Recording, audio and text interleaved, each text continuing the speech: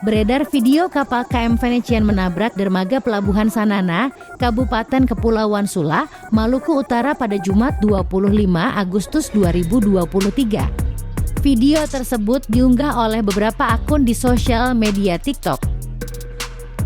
Kejadian tersebut diduga adanya kerusakan mesin kapal sehingga kecepatan kapal gagal dikurangi saat hendak berlabuh.